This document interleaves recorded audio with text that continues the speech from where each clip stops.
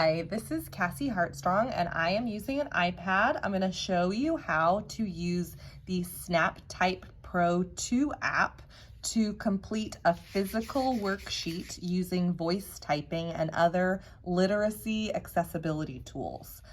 So one thing I want to do first is turn on my text-to-speech through the iPad's accessibility feature, just so I can have the app itself read the text out loud to me. So I'm going to go into settings and into accessibility, and then choose spoken content and toggle that on speak selection. And then I'll exit out of settings and go into SnapType Pro 2. So here we're at the home base of SnapType Pro 2, and I am going to create a new document. Because this is a physical worksheet, I'm going just to take a picture of it. And when we take our initial picture, we don't need to make it perfect. We just need to try to get as much of the worksheet in the frame as possible. And then in this next step, I can crop it down to be a little bit cleaner of a shot. So now that we have our worksheet, if for some reason when you took the picture it was on its side, you can use this feature over here to flip it around until you have the correct orientation, and then you'll press this little check button to say that you're satisfied. It's going to ask you to name your document. I'm going to name mine Charlotte's Web Worksheet. Charlotte's Web Worksheet. And push add. And there my worksheet is saved. So when I click on it, it will open the worksheet up, and if I struggle with reading, I can choose this text selection tool and actually tap on the text to have the device read it out to me.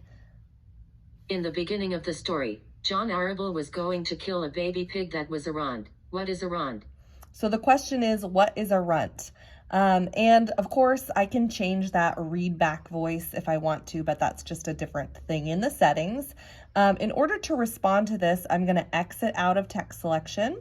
Maybe I'm going to talk to my peers and discuss with them what is a runt. And when I have decided what a runt is, I can enter in this text here using voice typing. So I can tap right here, and it will bring up a text box, and then I can push the microphone and respond to the question.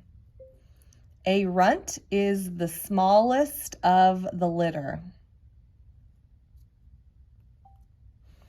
I can retract my keyboard here, and then move on to the next question.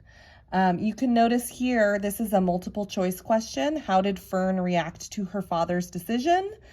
She was upset. So to indicate B, I could type in there B, but I'm actually going to choose instead to do this little text piece right here. Click this A to see our other options. We have a pen tool, a highlighter tool, and an eraser tool. I'm going to select the pen tool and just mark next to upset, or I can circle it however I want to do that. If you make a mistake, you can go back up here and select the eraser tool to erase, and then try again with a different mark. I want to make my mark a little bit smaller, and I'm going to circle upset. When I'm done with the worksheet, I can move up here to this share button, and you can share it as a PDF. If you have Google Classroom on your device, you can share it right to Google Classroom. I don't have that set up, so I don't want to click it and show you what that looks like. You can also save it right on the device that you're in, or you might be able to email it to the teacher as well.